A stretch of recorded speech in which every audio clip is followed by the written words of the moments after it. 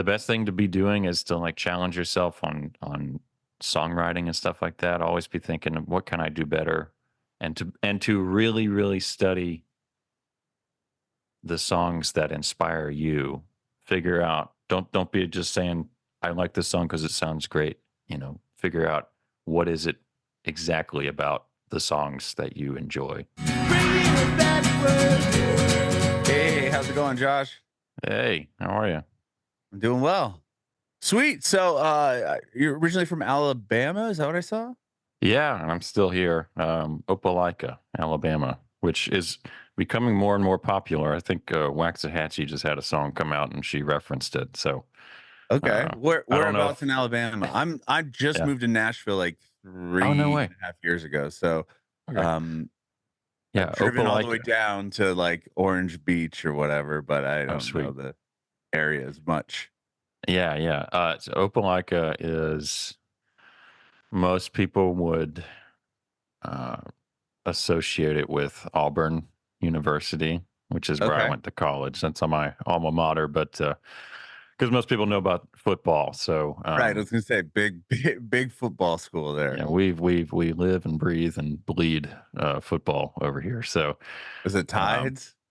Roll uh, Tide? Or no, is that somewhere else? oh, Roll Tide is the that's the arch nemesis of Auburn University. That's Tuscaloosa, which would be the Oh, Alabama okay. Crimson Tide, That's what I and was thinking. yeah, over here is Auburn University. Um, Oh, you know, okay. So I'm totally so messed that up. I'm sorry. no, it's you're fine. You're not I from just here. knew It's okay. Alabama and football. Yeah, Um, that's most cool. people. That's most Yeah, people. yeah, yeah. Well, that's amazing. So, what about music? As far as do you come from a musical household, or how did you get into music originally? Yeah, we there really wasn't many instruments going on at my house. I think like my sisters played in the marching band or something, but um, no one was really like a dedicated musician. But we always loved to listen to records, and so um, like music was something we all sort of shared an interest in, as in like my older siblings. I'm the youngest of four, and so um, my older siblings would you know, we would all burn each other's CDs and stuff, and they would, uh, you know, they would have stuff like The Cure or Oasis and Radiohead, whatever. Hmm. Um, and so I just had all these my older siblings being like, "This is the good stuff. You should listen to this," and it stuck. And so, and once I got to be around like 12 or 13, I got a guitar and just started messing around with it and wanted to. It was more of a thing where it's like, I just wanna know how to play songs. I wanna know how to play the songs that I like to listen to, and so, and then eventually that just kinda became my own thing. Um, so yeah, Okay. but nobody really had a my parents weren't musical. My dad's side of the family, it's funny, it's like he has brothers and stuff that are, like, in bands, and they teach music, they're super devoted to it, but it, like, skipped my dad for some reason, but then, like, made its way over to me, I don't know. But, That's cool though. yeah. At least your older siblings like good bands, right? They could have been Oh, handing yeah. down trash to you. Yeah. But I mean, Oasis Yeah. and Radiohead and Cure, and they had good taste. They did. They sure did. Yeah, so I'm thankful for that too. So, yeah. That's cool. Um, So you said 12, 13. You got a guitar, and what was that for? Like a birthday present, or like how did you get the guitar? I think so. I think my parents got it for me when I was 11, and I still have it around here somewhere. I think but it was a Washburn Lion. It's Okay, basically like a Target guitar, and you buy it for $100, and amp, uh, strap, bag, all that together in yeah, the yeah, pack. Right on.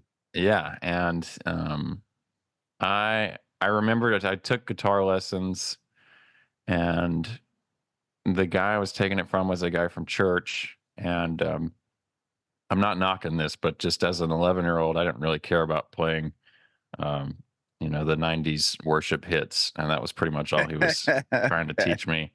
So that's why I made a point to say later on when it was like it was like my idea for being like, yeah, but I want to know how to play 1979 by the Smashing Pumpkins, and so I'm gonna Mhm. look it up on Ultimate Guitar and figure that out.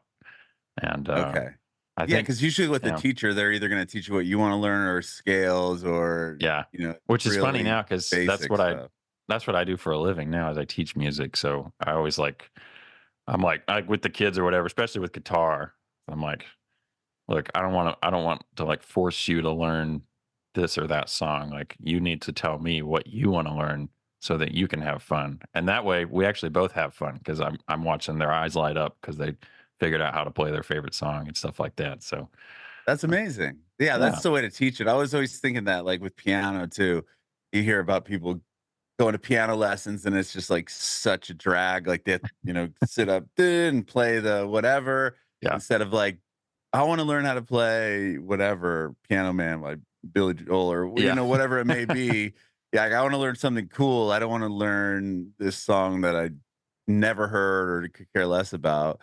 I Right. figured, like, that would be such a money maker to be like, "Alright, come in and I'll teach you any pop song or whatever you wanted to learn." So that's a cool way to do it. Yeah, it's a lot more It's fun that way. interesting. Yeah. Yeah. I'm sure you get to learn some cool songs too that way that you maybe you I wouldn't do. have It keeps wasted me your sharp. time. It keeps me sharp, man. There's especially the most fun is when you got these like metalhead kids that'll come in. They want to learn these Oh. insane like dream theater songs, and I'm just Oh, like, man.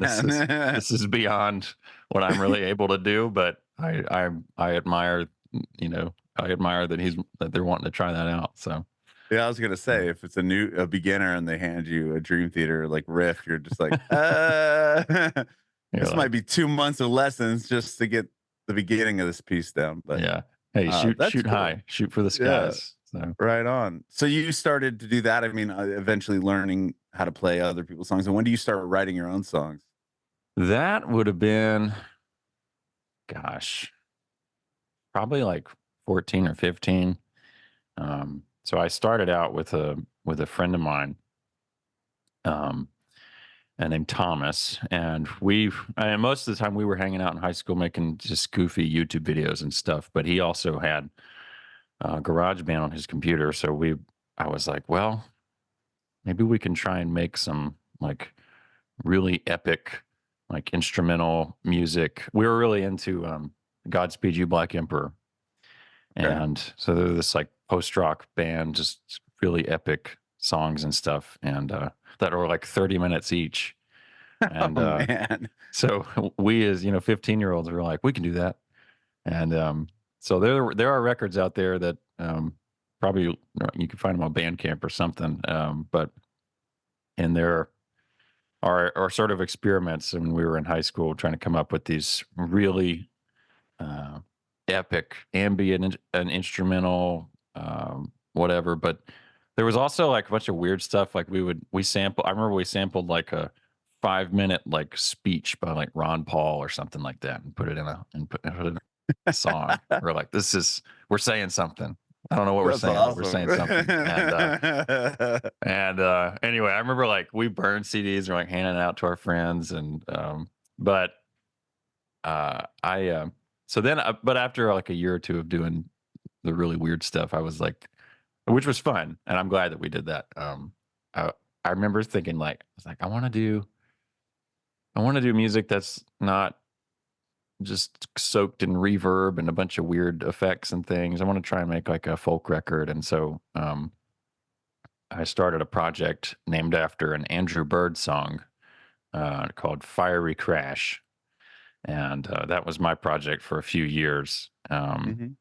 And I think honestly, the best record I think that came out of that project is called "Practice Shots," and I'm maybe 11 or 12 years removed from that one, and I'm still pretty proud of that project. There's some things I would change because I was like 17 when I made it, Mhm. um, I'm still pretty proud of that one. And but That just you on those yeah, songs? Okay. yeah. So it was kind of a solo thing. I just made it in my bedroom at my parents' house, and and then eventually I kind of got tired of that name, Fiery Crash, because it was just if you Googled it, you had to kind of dig to find my Bandcamp And Yeah, but just before like all that, this horrible news. you'd find all these Yeah. horrible news articles about people dying and car crashes and stuff. So Like page um, 5 of Google yeah, search, like, yeah, "Oh, there he is." yeah, yeah. Okay, got him. So and it just sucked telling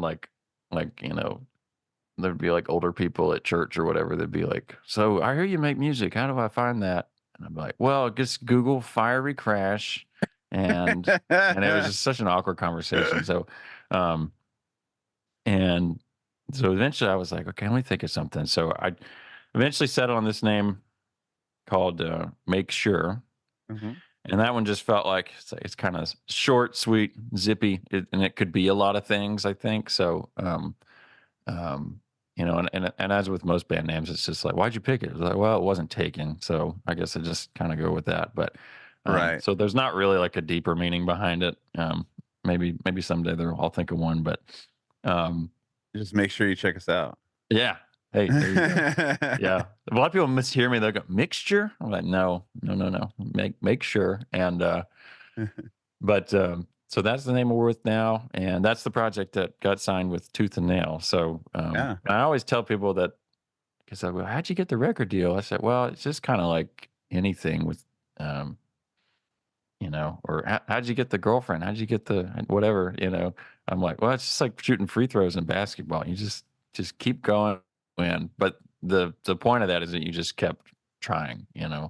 Right. Um, so But you miss that's 100% of the shots you don't take, was it like that's Michael correct. Jordan? Yeah, yeah, Yeah. yeah, yeah. Don't let Well, don't let yeah, the 'cause fear of striking out keep you from playing the game. there you go. Yeah, I was gonna ask you how you got the deal. So you started Make Sure, and was it similar to Fiery Crash, or did you trying to change the sound up entirely? Yeah, yeah. I think make sure it's maybe a little more emo, I guess. Okay. Well, and as in like people would say it would sound like American Football or Death Cab for Cutie, kind of Mhm. that sort of stuff. Um, I get that comparison the most. People say I sound like Ben Gibbard, which I take it as a compliment because that was Yeah, one of that the guy's a legend.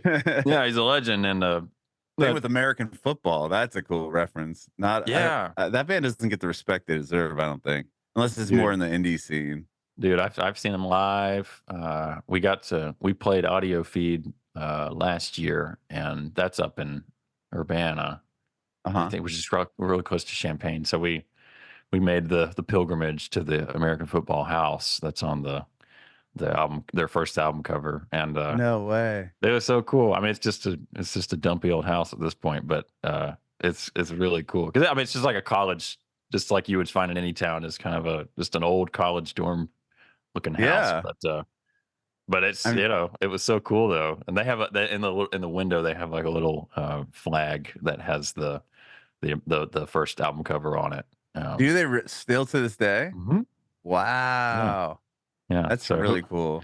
Yeah, it was cool to see, and Yeah, they put an album out a few years ago, which was, yeah, like, pretty rad. I felt like I didn't, hear from them in a long time, and I'm like, "Wait, what? American Football have a new album? they're Like, still this is doing stuff. sick." I mean, Yeah. we could go on a tangent about that. I really like Owen, his Mike Kinsella solo project, Mhm. and I think the reason that the so-called comeback records, I guess, of the American football, because they didn't put out a record for a long time, and maybe like Yeah, and then they 15, put that 16 album years. out. Yeah, like, It not that long ago. To me, it was just it's still good because it was like Mike Kinsella was still doing music for all those years. He didn't. I think with a lot of times those bands that'll come back 20 years later and it's kind of like, what is this? It's not the same thing. But it was Right. because he was consistent with his stuff, and then it was like, well, this is not a big deal for me to just make another American football record. So I think that the fact that he was still in the game, all those years later, really helped out. And I think they're great records. So Mhm. And you said, aren't you playing this year's, Audio audio Feed feed, Festival yeah, yeah, we'll be there. again? That's awesome. Yep. Yeah, Cool. it was a lot of fun last year, and I'm looking forward to doing it again. Nice. Well, so yeah, when do you decide to change the name to Make Sure? Was it a few years later? Were you in college at this point? And did you go to college for music? I went to college for media studies, like communications and stuff. But Ah, Neither here nor there. Yeah, it was in college. I think so I had this vision to make a record called Walk Home Instead. And that's the first Make Sure album. And I spent 4 or 5 years like demoing and doing stuff for that. And it yeah, but that was during college. I decided to go with the name and um, put out that first record. Well, we put out an EP, and that's called Town Runner. And that one has more of the, like I said, sort of the emo indie rock flavor. There's kind of some mathy stuff going on, and um, I guess yeah. I mean, you would hope this with every project, but I Make Sure to me is like the most finely tuned. Like I'm going to be the most perfectionistic I can be, and it needs to sound as like high quality as it can. Whereas a lot of the other stuff I did was kind of home recorded, um, not as not as sharp sounding, but so anyway, but yeah, I just wanted it to have the pretty high quality stuff, and that's been the goal, and still is the goal with Make Sure.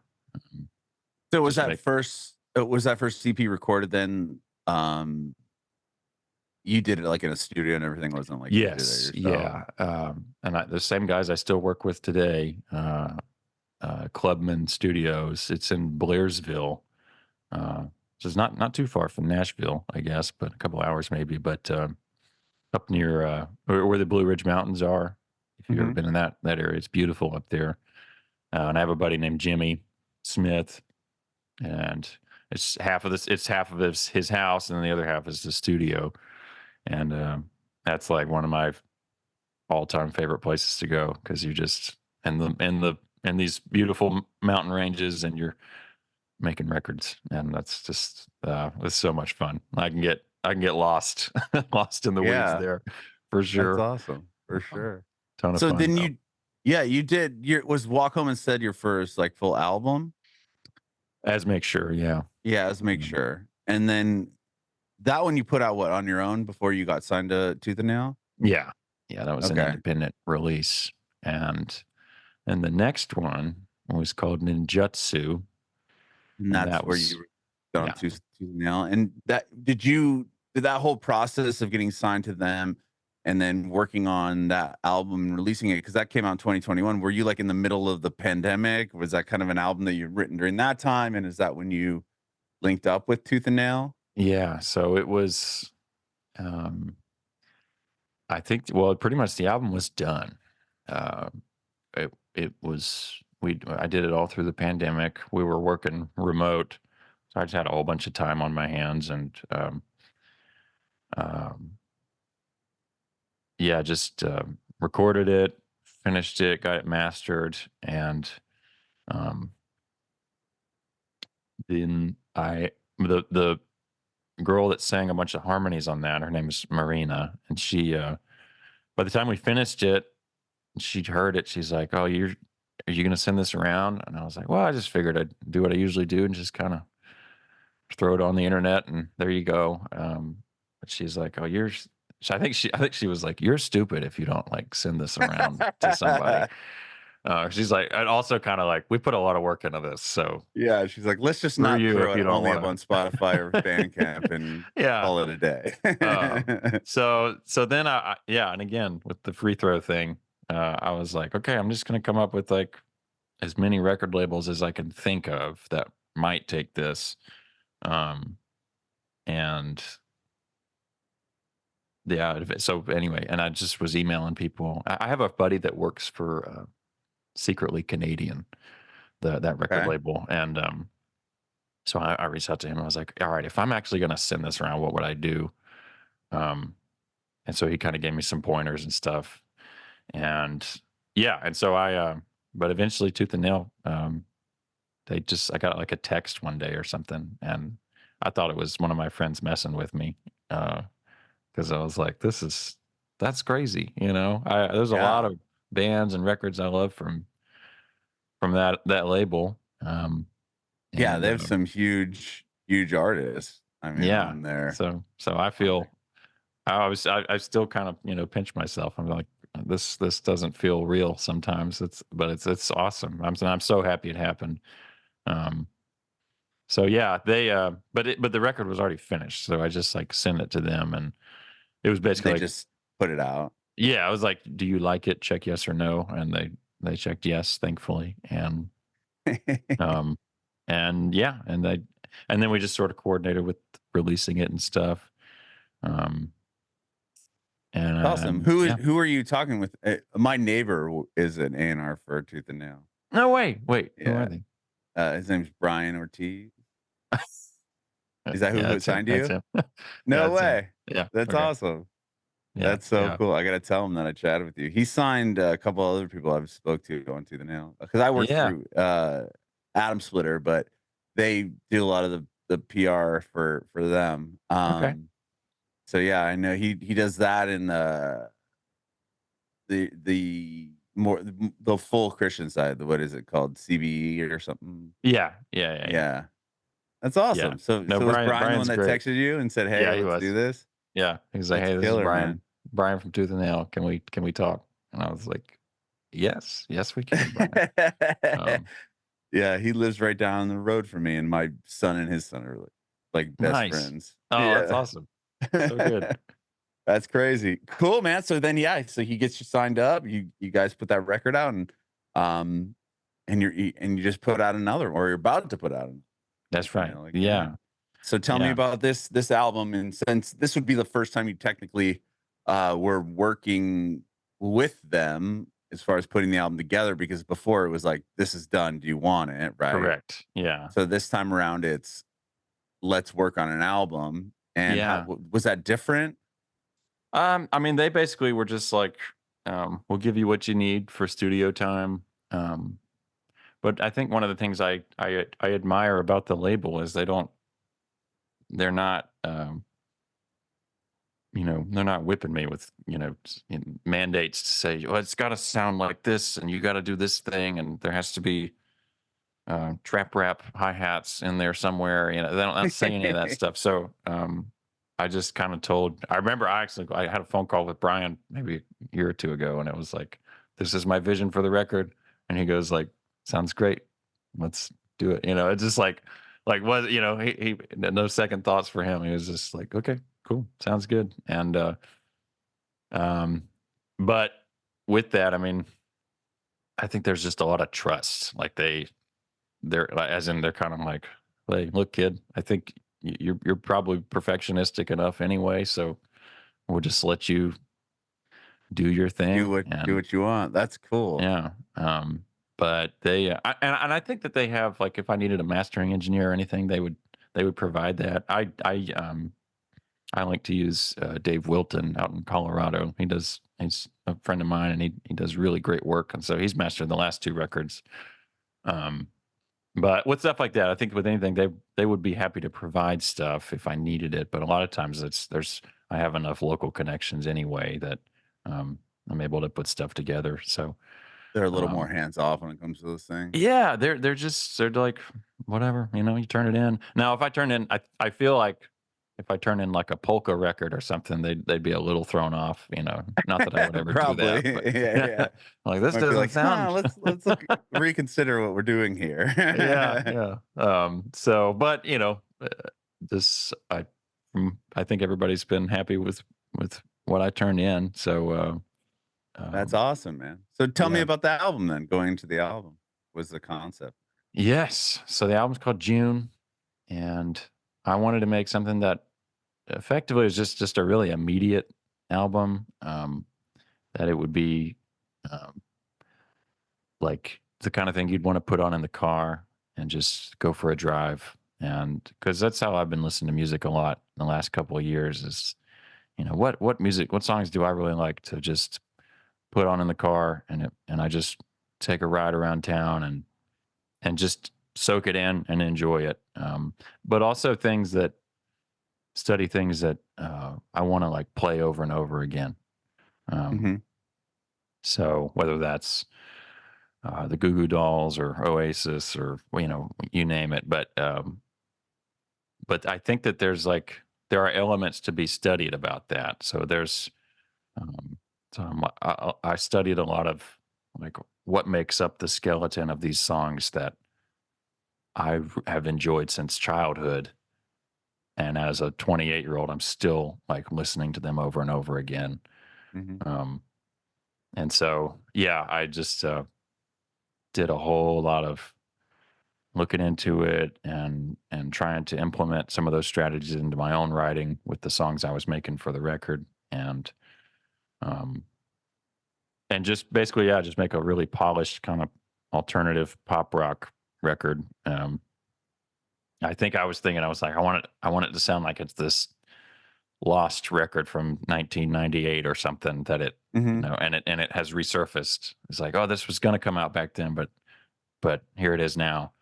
Um, I don't know if it actually sounds like that, but I think it does. I was gonna yeah, say it yeah, has that like kind of tones to it. yeah, And yeah, I like the first, I think it's maybe it's the first song on the album, the piano ballad that kind of yeah, starts it, and like yeah, just yeah, the guitars and like the other sounds in there kind of remind me of yeah yeah. that '90s alternative kind of style. Well, good. I'm so glad you said that. That's reassuring. So yeah, my gosh, I mean, we reference so much stuff of just. I mean, my favorite era is going to be the '90s. I love the '80s and '70s and 2000s and all that stuff. But um, in particular, I mean, there's just I don't know how nerdy we want to get, but We can there's get like a there. way that like drums are mixed now, like in 2024, that I Uh-huh. hate. I don't like it because it's like everything's like so. And this is my opinion, so people Yeah, can yeah. get mad if they want, but like it's like I'm not gonna mix my record where the drums are just like slapping you in the face as hard as possible, Hmm. and they almost just sound like fake. There's this artifice to it that I don't like. But then you go back and listen to like the first Audio Slave record, and it's the drums are kicking your butt, but they're not overbearing. Um, Hmm. Yeah, it's so even that like the earlier the Nirvana oh albums, like yeah, the yeah, just like there's kind of some like uh for all of those '90s bands, really. There's like it doesn't sound perfect, like the mhm, tones aren't perfect, yeah, which I think is cool. That yeah, makes it's yeah. like the There's newer drums are really like because the EQ is perfect and everything can be warped into this really perfect sound. Like the kick's yes, gonna sound the same every single time. Or yeah. like I think there's something cool about having a little grit to those elements. Yeah, and it's not even that like I'm against using samples and stuff like that because that's on the record. I mean, there's places where we use that. I in fact I love using a kick sample because I think that helps a lot. As Mhm. well, what people don't know maybe is if you go back and listen to these records mixed by Andy Wallace and Butch Vig and stuff like that. It's funny now because with AI you can like there's all these videos now you can find the isolated drums from Smells Like Teen Spirit or Yeah. whatever, and you listen to this stuff and you're like, shoot, they were using a kick sample. Like that a Mhm. lot of these things they're more robotic than we thought, but at the same time, I'm like, as long as it was a real performance at one time, I Right. don't care. Yeah. It's like if but if I need to take a kick sample to replace my flubby sounding kick drum that I recorded that we just didn't get the tone right, but if I can fix that in post, but still maintain the like humanity of the performance, I'm going to do that. So I think what gets on my nerves is like uh, we joked a lot about while we were mixing this album.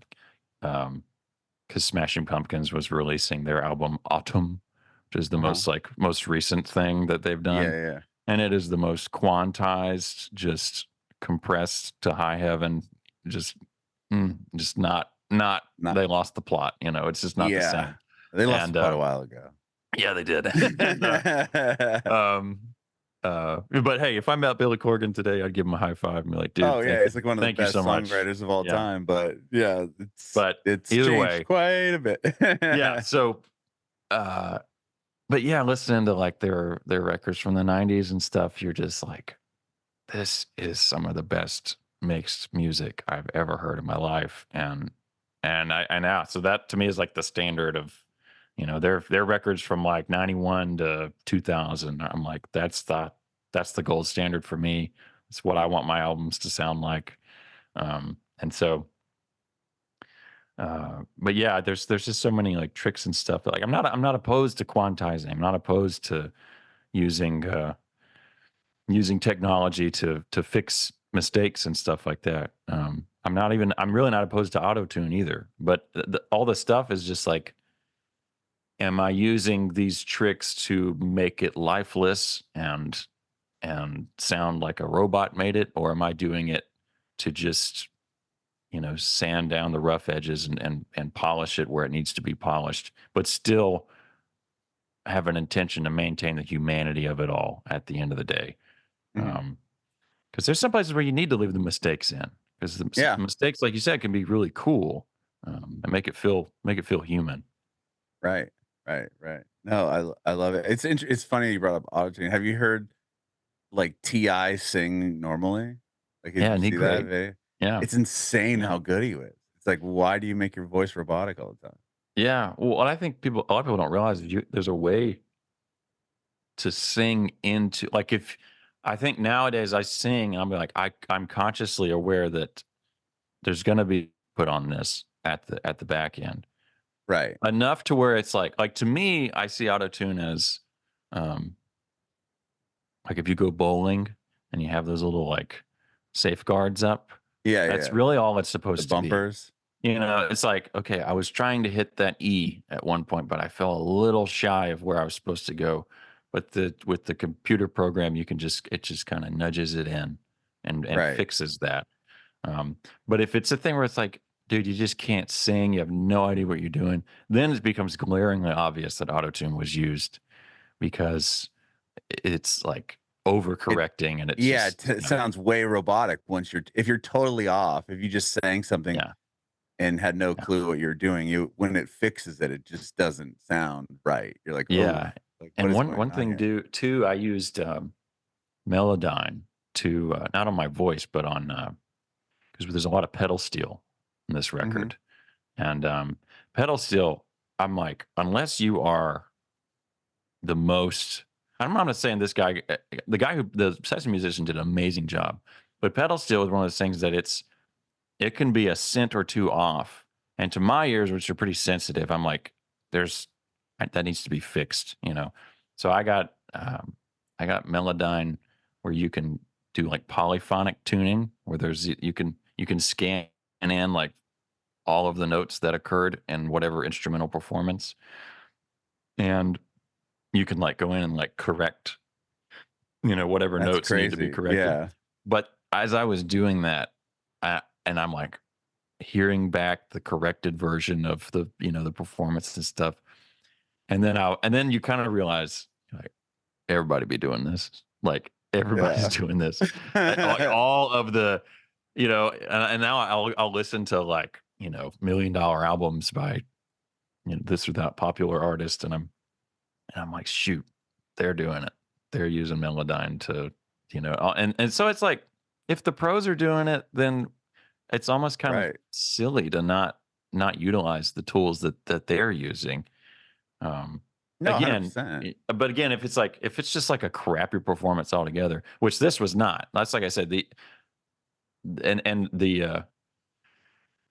because I think that you can hear something getting overcorrected, where it was just really poor to begin with, and we had to salvage it. But that was never the case, I don't think, with any of the performances with this record. Jimmy Smith and Michael Minkoff, the guys I worked with, their philosophy is like, we need to get it as good as we can going into the box, Uh-huh. so that we don't have to like really spend too much time polishing and overcorrecting on the back end and the post production stuff. So it's kind of this philosophy is like, it needs to be as good as possible when we record it. Um, so we're not having to play doctor at the end there. Um, Right. and I think that this record really shows that. I mean, just listening back to it, I'm really happy with a lot of the tones we got. Um, and yeah, so I think I would confidently say at this point in my career, that this is the most like polished and clean sounding album. But at the same time, there's still these rough edges and stuff that are there intentionally. Mhm. But I think that this is probably the best sonically. Uh, this is the best sounding album that I've done so far, and I'm really proud of the work we did. Amazing, amazing. Yeah, the songs I've heard thus far are killer, man, and Yeah, thank you're you. doing awesome. So one thing that's going on in my life right now is at the end of this month, I'm getting married. And Wow, so congratulations. thank you. I appreciate it. And so Catherine, my soon to be wife, is she's throwing a party for the album release. And so I'll probably play a couple of songs or whatever, but I think it's mostly Yeah, she's like, I don't want to stress you out. Like we're just gonna we might listen through the record or it might be on in the background, but it's mostly just gonna be kind of a celebration with friends and everybody to kind of just because I mean she's like, I know you better than anybody. I know that you've nearly driven yourself insane trying to finish this record. So we're gonna celebrate and just throw a little party with some friends to commemorate the occasion and all the hard love it, work. man. Very, very cool. Well, I appreciate your time today. Thank you so much, Josh, for doing Yeah, this. man. Yeah, it was fun talking to you. Yeah, I do have one more question for you. Mhm. I want to know if you have any advice for aspiring artists. Mm.